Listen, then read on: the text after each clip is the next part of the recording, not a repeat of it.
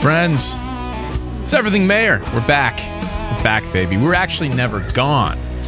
We did have a show last week, but it was for members only. And if you want to be a part of something like that in the future, make sure you check out the Join feature on the YouTube channel. And if you join at the Born and Raised Again level, you can be a part of things like our very first members only live stream that happened last week instead of a show. So if you join, you can go back and check out that show from last week. But today we are talking about your first John Mayer concert. And that's if you've seen him. I do understand that many of you who listen to this show or watch this show may not have seen him yet. And that's not lost on me. I explained that last week in our members only live stream also. But we're going to talk about my first show. I'm going to pull up the set list. I wish I had a recording of it. I do not have a recording of it. I've even checked Relisten, which if you haven't checked out relisten.com, please do. Amazing archive of live recordings, many of which are from John Mayer's early days. But the show that I saw is not on there. So as we go through this and you watch me and listen to me relive my entire experience of the first Mayer show that I saw, I want to know what the first show was that you saw. Drop it in the comments below this video if you're watching on YouTube.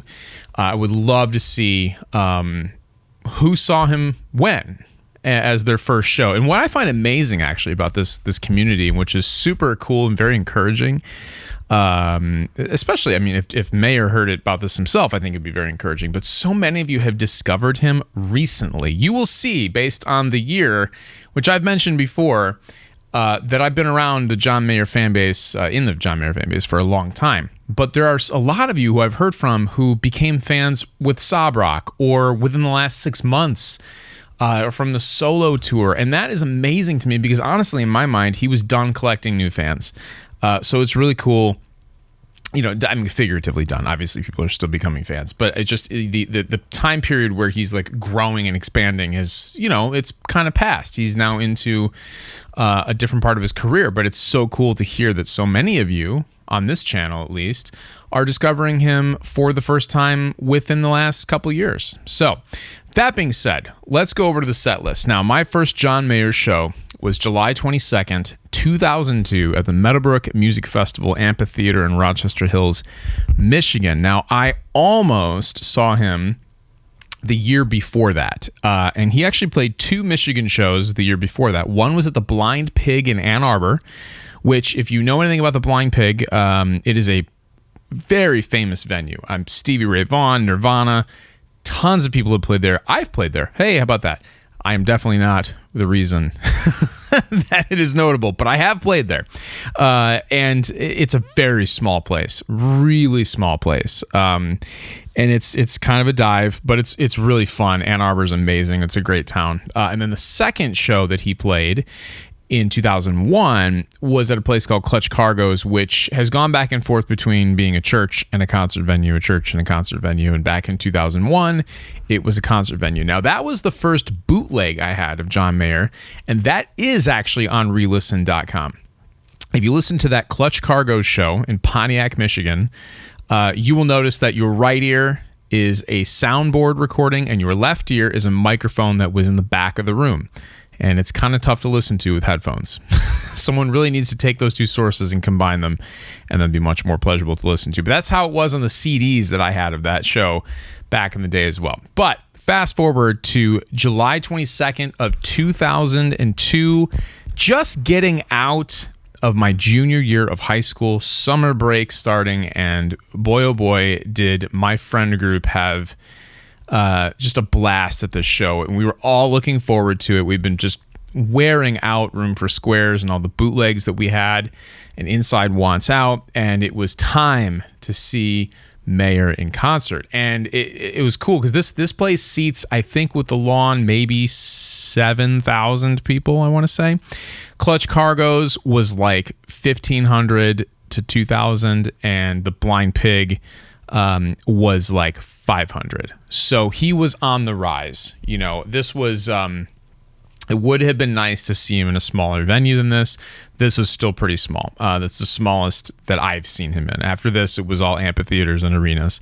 So this show, though, you will recognize this set list is very similar to Any Given Thursday. And if I'm not mistaken, I think Any Given Thursday was actually recorded on this tour, this 2002 tour. So the band is going to be the same. You got Stephen Chopek on drums, Michael Chavez on guitar, as well as keyboards and backing vocals, Mayer on vocals and acoustic electric guitar, and then on bass, David LaBarriere. So a small band.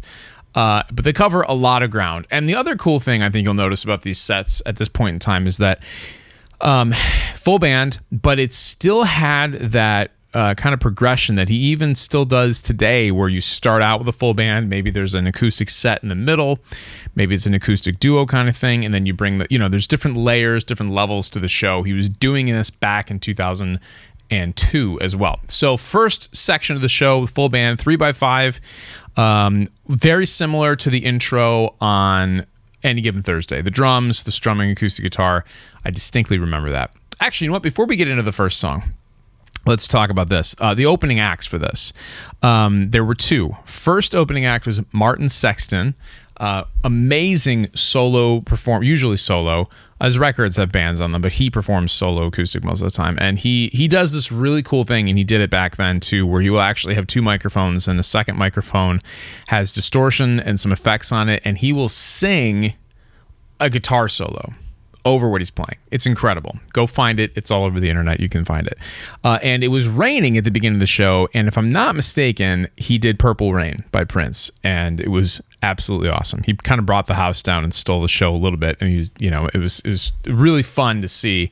And Mayer is a big Martin Sexton fan. Martin Sexton is pretty established as a well-respected artist even back then, so it was at the time, it was a little bit flipped. Like, Martin Sexton was, I'm not going to say above Mayer, but, certainly had been established and around and, known in the songwriting circles at that point. So he was kind of an elder statesman opening for Mayer. Then the second act was a band called Guster. Really cool band. I'm not super familiar with their more recent catalog, but at the time, that they were opening for him, I was really into like 4 or 5 of their songs. I cannot remember the names of them. I should probably go back and listen to some Guster. I will. But they were the second act. At the time, they were just a trio. I know they've expanded the band a little bit, but also a really cool band, kind of non-traditional band, 2 guitar players and a percussionist. But they really kind of created a unique wall of sound, which was cool. And then it was time for the main event. John Mayer started out with 3x5. Again, very similar to the Any Given Thursday intro. That went into 1983, full band, 1983, which it is full band on Any Given Thursday. Yeah. My Stupid Mouth, City Love, and Back to You. So City Love and Back to You, you get an electric guitar. And then into Something's Missing. So at this point, Something's Missing is a new song. I can't remember. Well, it was definitely a new song, but I can't remember if I had heard a bootleg of Something's Missing or not at this point. I don't know. I might have, because we were pretty hungry for new songs that were not on Room for Squares and that were not featured on Inside Wants Out or any of those early acoustic recordings that you could find out on Napster and LimeWire and all that back in the day. So that was exciting. Something's Missing, even if I had heard it before, Something's Missing being in the set was a lot of fun. You get 3 electric guitar songs right back to back. And then this is probably, this was like a really impactful portion of the show for me, is he was solo electric. So Lenny, which is a Stevie Ray Vaughan song, he did this a lot back then. Man on the Side, which was a pre-Inside Wants Out song, into Pearl Jam's Yellow Ledbetter. All 3 of those songs, as I mentioned last week on the members only live stream, are very similar to play on the guitar. Just a lot of, they're all in the key of E, and they have a lot of what are called double stops, which is like when you play two notes, two strings, two notes at the same time, and kind of it's a very Hendrixy kind of thing that you do on the guitar. And all three of those songs have a ton of that. So that goes into Love Song for No One, which I'm pretty sure, I'm positive on Love Song for No One. That was an acoustic duo tune. Your Body is a Wonderland is where things get a little bit fuzzy for me as far as my memory as to whether or not they did that with the full band. And I want to say that it was actually done as an acoustic duo. I can't remember at this show exactly what happened, though. No Such Thing, great indoors, absolutely big full band numbers. This will all make perfect sense someday, another new song. Now, I know for a fact that I had heard this on a bootleg. And the reason why I remember that is because the bootleg that I had, the drummer, Stephen Chopek, starts the song, and you actually hear him drop his drumstick at the beginning of the song and kind of lose the groove for a second. You can hear the stick actually like clicking around as it falls, and he grabs another stick and he's right back in. So I have a distinct memory of that. I'm sure I could probably find that recording somewhere. But that was a new song that I had already heard. Kind of cool that's late in the set too, like that. And then Why Georgia to close out the set, and comes back out for Neon, an extended version of it. And I remember this being just, I should click the I was there button. I remember this being just an amazing night. It was so fun just to get to see this guy that we had all been obsessing over for the last year and a half or so. And it reminds me of a time that, and if you're around my age, you'll probably remember this, but it reminds me of a time that was so fun. And it was cool to, it was not a competition, but it was like, who could find the next artist that everybody would want to listen to?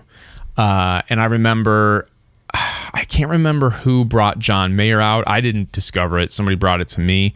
I distinctly remember when I got my first Jason Mraz bootleg, Ari Hest. I mean, it was like the age of dudes with guitar, with acoustic guitars was like, this was like the holy grail of that time period. It was just, it was crazy how many of them were Howie Day, Graham Colton, very different, but Ryan Adams was Ryan Adams was kind of mixed up in that. Like I said, Jason Mraz, Jack Johnson, let's see. Geez. I mean, like the list goes on and on. Stephen Kellogg, and so many of those artists still have great careers today, and they've gone in so many different directions musically, but it was like, they were all kind of going for that thing, and Mayer was the breakout. And Mayer,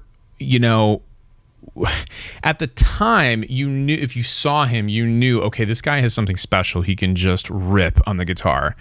Just watching him play Neon in 2001 or listening to him play that, you knew that it was different. And that's not to take anything away from any of those other people I mentioned, but I think he's done the best job of evolving as an artist, cementing himself as an instrumentalist, and evolving as a songwriter. And we've talked about before how, these shows, they were very organic. I think after this, though, after Your Body's a Wonderland became a huge hit, certainly after Daughters became a huge hit, the show started to change. You had all of the OG kind of original, super obsessed people who were getting his music off bootlegs and had seen him in smaller venues. But then you had the whole new crowd coming in, the people who were like, I like Daughters and I like Your Body's a Wonderland. Maybe they had heard No Such Thing at that point, but it's a more casual listening crowd. And then it keeps going like that. And then I feel like over the last 10 years, we've gotten back to this feeling that I had in July of 2002 at my first show, where the obsessive, dedicated fan base, it grew. And I think the people who are still going to shows, you and I, still listening to shows, listening to a John Mayer podcast like you are right now, represent that new era of that just super dedicated fan. And that is really cool. And I include those of you, like I said at the beginning, who have discovered him more recently, or maybe even haven't gotten the opportunity to see him live yet. You count, you're in the club, you're in the community, and it's just really, really, it's a special thing. I have seen a lot of concerts, played a lot of concerts, and like what I've witnessed with John Mayer over 2002 was 22 years ago. Over 22 years, and that wasn't my first concert ever. We'll talk about my first concert ever someday. I think you might be surprised at what legend it was. But and maybe I'll tell you in a members only live stream. I will tell the members in our next live stream. Remind me, members, what my first concert was. I think you'll be surprised. But it's to see the progression and the longevity and the growth over 22 years has been pretty incredible. I have been going to see Dave Matthews Band just a little bit longer than John Mayer. I think I saw my first Dave Matthews Band show in 2000. They were a little bit ahead of him. So by the time I was going to see Dave Matthews Band in 2000, they were playing baseball stadiums. I think my first show was at Comerica Park, 2001, maybe 2000 in Detroit. They're playing 45,000 seat baseball stadiums. So like I missed the rise of DMB. I was too young for that, but I saw mostly the rise of John Mayer, and it is just one of the most incredible things I've ever seen. And I will forever hold July 22nd, 2002, my first show, dear in my memory because it was such an exciting thing. School was out. We were all looking forward to it. We had bought tickets the second they went on sale. We were so psyched, and the show did not disappoint. And now to look at how the shows are structured and what they sound like, what the band sounds like, what his playing sounds like versus back then, the songs that have been written between now and then, and projects like Dead and Company, which have caused him to just grow and expand into an amazing guitar player, an artist. It's so cool to see. I mean, when I was watching him in 2002, I didn't think he could get any better at the guitar. I was a young guitar player at the time. I had just started playing guitar maybe like 3 or 4 years before that. And trying to learn his songs, his solos, like it was so apparent, even to someone as inexperienced as I was at the time, how special like his performances and songwriting and guitar parts were. And it was just there, it was awesome to witness that, and humbling too, to be like, I don't have what he has. As I'm wishing and hoping and trying to do that very same thing, you quickly realize like, oh wow, like that person is very, very special and very unique. And he has continued to hold that up for 22, much longer than that. 2 decades, coming up on 3 decades. So let's get to the After Dinner Mint. That is the section of the show, if you're not familiar, where I go off topic from what the episode is actually about, and we can talk about some, sometimes it's administrative, sometimes it's behind the scenes, but we can revisit the members-only live stream. Now, we talked a little bit about first John Mayer shows on that members-only live stream. I went a little bit deeper here than I did there, but I also shared a whole bunch of stuff on that live stream about the show and its direction and future. So if you're interested and you're listening this far, you can join and go back and check out that live stream. It's available to you if you are Born and Raised Again members, which is the second tier member on the channel. So thank you to all of you who joined. That was super fun. I every time I do one of these episodes or now a live stream, I'm shocked that anybody listens. So thank you very much. It is amazing when anyone shows up, and you all certainly showed up last week, and you show up every other week here on the main show as well. So stick with me. The giveaway is coming. There were details on the giveaway also in that live stream, by the way. I hope I'm not overselling it, but where the giveaway is coming. New stuff is coming for the show. And I appreciate you sticking with me. And if I'm just being honest, this is a tough period for a show like this. I have a lot going on, just work-wise with all the other video things that I do. And Mayer not touring and not having a new record out does make this a little bit more difficult. But you have proven to me that there's still a reason to do this, and a desire, market, I guess is the wrong word, but it's there's a good reason to do it. I enjoy it. Don't get me wrong. It's actually a sigh of relief when I get to do this show, because it's just fun. But it is not easy. You know, I think we're coming up on a relatively dormant period. We've got the Dead and Company shows that are out and out of the way. A couple collaborations came out late in the summer, and now he is in the studio working on the next record, which is what we wanted. We've all wanted it, but that comes with probably a little bit less John Mayer in the news. Our window into his happenings really is the Sirius XM show, or channel, that is. So Mimi on Instagram, if you follow her, she is amazing at keeping track of what Mayer does and says when he goes live. And I'm going to give you her Instagram handle right now, because I don't know how she does it. I would love to know, Mimi, if you ever hear this. But you just catch, it's Mimi MPH_1. So Mimi, like miles per hour, then _1. And she's constantly just snagging all these just golden bits and pieces when Mayer goes live and talks on his Sirius channel. So follow her on Instagram. I know I do, and it's actually hugely helpful for the show. So thank you very much, Mimi. But that's going to be kind of where we're hearing from him, I think, for a while, and that's okay. The show, there are things on the horizon, and how they fall and how they're scheduled, it will be a direct result of what he is or is not doing with new music. Obviously, when the new, and it's not a matter of if, it's when that new record hits, we're going hard. We are going hard, and we're going to be there for it. And trust me when I tell you, I will not forget the original 2,000 or so of you who are here right now, because I feel like the show, that's the real growth potential for this. And of course I want it to grow. I want the most people to hear this as possible. So to help me do that, I'm not going to ask for money, anything, but what you could do that would be amazing is if you're part of the John Mayer Reddit, if you know John Mayer fans who might enjoy this, please share the show with them. And I have to get better with Instagram, and the show does have an Instagram account.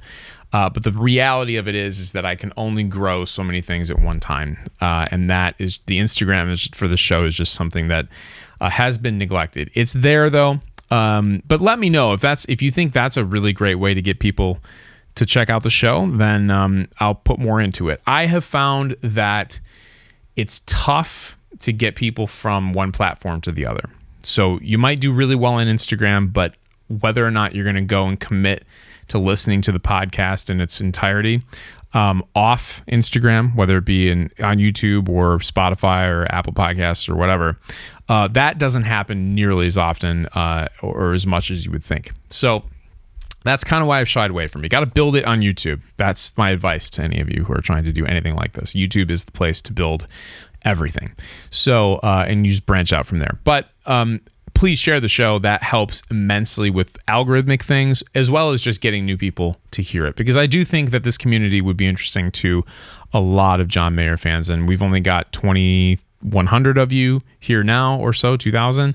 And there are obviously way more John Mayer fans than 2,000 of you. But you're the 2,000 most important as far as I'm concerned right now. So that'll do it for today. Again, I want to know about your first John Mayer show. Maybe it's the most recent show you've been to. Maybe that was your first one. I think it'd be really cool to hear if there's somebody out there who saw a show earlier than me, earlier than July 2002. please speak up, because I want to know where you saw him, and maybe you saw an Eddie's Attic show in Georgia. That would be cool. Or maybe the most recent. Maybe your first experience was a Dead and Company show. Maybe it was on the solo tour. I don't know. Let me know. And it's just going to be fun to see what you all come up with. I think that it's just fun to share memories and experiences. And I know I have had a blast doing that with you. Once again, share the show. Like, subscribe. Well, you're already subscribed, most likely. And I will see you in the next one. Until then, this has been Everything Mayor. Episode, I want to say it's episode 30, but I could be wrong. If it was, we should have celebrated. Either way, catch you next time.